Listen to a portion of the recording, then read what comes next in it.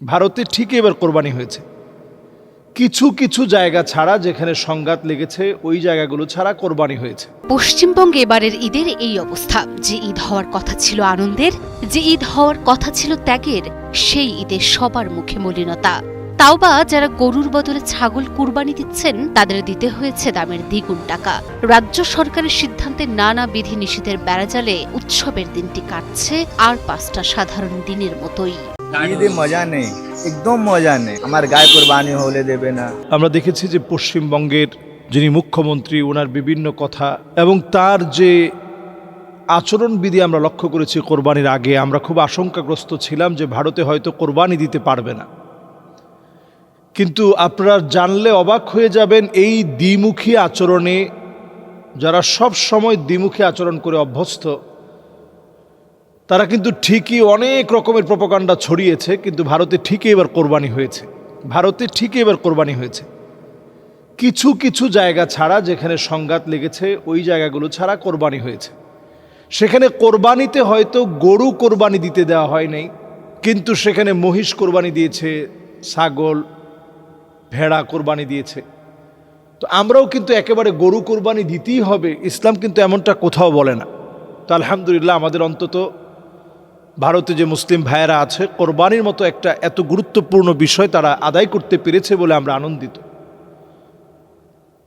এখানে আমাদের একটা বিষয় কল্পনা করা উচিত, যারা আমাদের কোরবানির মধ্যে বাধা দেয়, যারা আমাদের প্রত্যেকটা ইবাদত বন্দিগির মধ্যে কেমন যেন বাধা হয়ে দাঁড়ায়, তাদের ব্যাপারে কিন্তু আমাদের সজাগ সচেতন হওয়া আমাদের প্রত্যেকের উচিত। আমরা বলবো যে এই যে গরু কোরবানি দেওয়া, আমাদের দেশে এটা যদিও ট্রেডিশন, গরু ছাড়াও যদি আপনি কোরবানি দেন ছাগল দিয়ে, ভেড়া দিয়ে, দুম্বা দিয়ে, অথবা যদি আপনি কোরবানি করেন উট দিয়ে, মহিষ দিয়ে, এই কোরবানিগুলো করা যায়। কিন্তু তারা গোমাতা বলে যেইভাবে গরুকে একটা শ্রদ্ধা ভক্তি দেখিয়ে, শ্রদ্ধা ভক্তির পাত্র বানিয়ে যেইভাবে মুসলিমদেরকে এই কোরবানি দিতে এবার বাধাগ্রস্ত করেছে, যেভাবে বাধা দিয়েছে, তো আলহামদুলিল্লাহ তারা তাদের সেই সমস্ত সিদ্ধান্তে সফল হতে পারে নাই।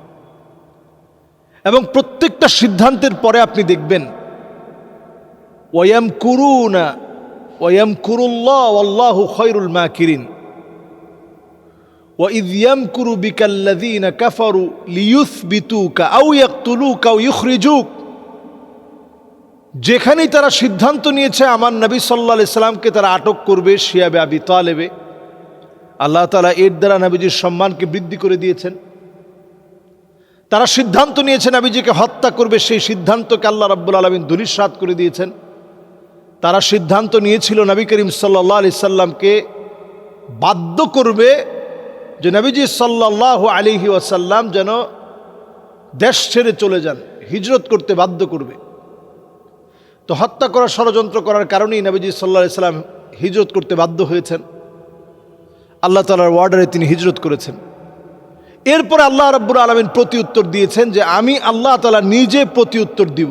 আমি মনে করি এই ভারত টুকরা টুকরা হওয়ার জন্য এটা যথেষ্ট যে তারা নতুন করে যেভাবে গো হত্যার ব্যাপারে আইন করে মুসলমানদেরকে কোরবানি থেকে নিষেধাজ্ঞা জারি করে মুসলমানদেরকে দূরে রেখেছিল, আলহামদুলিল্লাহ তারা সফল হতে পারে নাই। এই যে তারা ব্যর্থ হয়েছে, তাদের মুখ্যমন্ত্রী হওয়ার পরেও তারা ব্যর্থ হয়েছে, এই ব্যর্থ হওয়ার দ্বারা প্রমাণ করে এটা তাদের পরাজয়ের ঘণ্টা বাজিয়ে দিবে। এবং থালাপতি বিজয়ের বিশাল বিজয়, তার যে এই বিজয় প্রমাণ করে দেয়। সেদিনও দেখলাম তাকে হত্যা করার ষড়যন্ত্র করা হচ্ছে। একজন রাখাল তাকে কিছু একটা দিচ্ছে, তার নিচে একটা ছুরি ছিল। তারা এইভাবে নানা চক্রান্ত করে সেই চক্রান্তর জালগুলো কিন্তু অচিরেই আল্লাহ তাআলা ফাঁস করে দিচ্ছেন একটার পর একটা। আমাদের একজন বোন ফাতেমা আহলিয়া, তার বিজয়, এই বিজয়গুলো প্রমাণ করে দেয় তাদের পরাজয়ের ঘণ্টা একেবারে বেজে উঠবে ইনশাআল্লাহ। সুতরাং তারা যত আইন করুক, তারা যতভাবে মুসলমানদেরকে বাধা দিয়ে রাখুক, ইনশাআল্লাহ মুসলমানদের বিজয় একেবারে সুনিশ্চিত ইনশাআল্লাহ। এবং নাসরুম মিনাল্লাহি ওয়া ফাতহুন করিব, এবারে তারাও কোরবানি দিতে পেরেছে বলে আলহামদুলিল্লাহ আমরা আনন্দিত। যেখানে যেখানে কোরবানি হয় নাই আমরা সে ভাইদের জন্য ব্যথিত।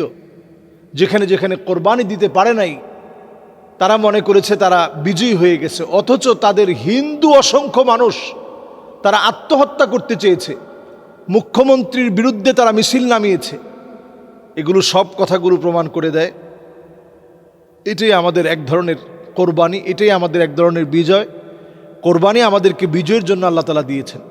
আল্লাহ রাব্বুল ইজ্জাতুল জালাল মাজলুম মুসলমান যে জনপদে যে স্থানে মাজলুম অবস্থায় আছে আল্লাহ তাআলা প্রত্যেকের জন্য আল্লাহ তাআলা সহায় হোক। গতকালকের একটা দৃশ্য দেখে আমি হতবাক হয়েছি, যেটা নিউজ হয়েছে, যে একটা বিল্ডিংয়ে 5টা-7টা গরু কোরবানি হয়, কিন্তু সেই বিল্ডিংয়ের ভিতরে একজন দারোয়ান, সে হয়তো মুরগি কিনে সেই গোশত কিনে খেতে হয়, রান্না বান্না করে খেতে হয়। আমরা এতটা অমানবিক হই কি করে? এই গোশত আমরা কাকে দিব? আমাদের প্রত্যেকটা দান, যেই দানটা আমরা করি, প্রত্যেকটা দান আল আকরাব ফাল আকরাব, নিকটতম লোকদেরকে দিলে বেশি সওয়াব হয়। এখন নিকটতম লোক কারা? আপনার আত্মীয় স্বজন, পাড়া প্রতিবেশী নিশ্চয়ই।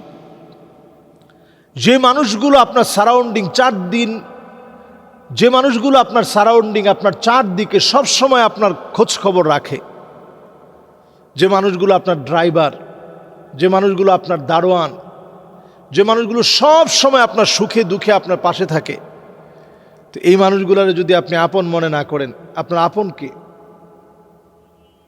এই জন্য এই মানুষগুলোর একটু আপন মনে করতে শিখেন, তাদের মুখে একটু হাসি ফোটানোর চেষ্টা করেন। আমরা অনেক সময় জাকাতের টাকাও ওনাদেরকে দিতে চাই না।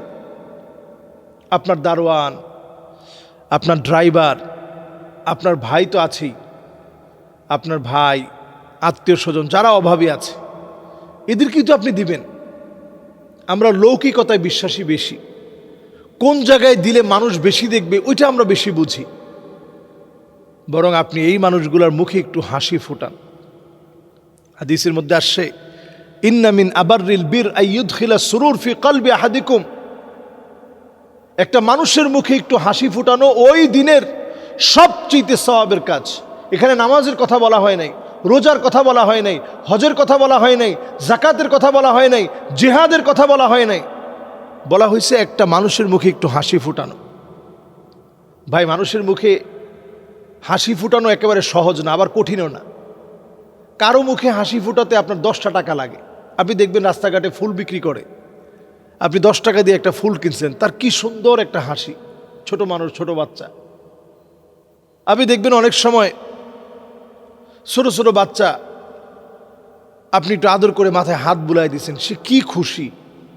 একজন রিক্সা চালক, তাকে আপনি 10টি টাকা দিলেন, দেখবেন সে মন ভরে আপনার জন্য দোয়া করে দিস। অনেক সময় মানুষের মুখে হাসি ফোটাতে তেমন কিছুই লাগে না, সুন্দর একটা কথাই যথেষ্ট। আপনি সুন্দর করে একটু কথা বলেন। একজন রিক্সা চালক, তাকে আপনি জিজ্ঞাসা করলেন, ভাই খাইছেন? লোকটা বলল, আলহামদুলিল্লাহ খাইছি।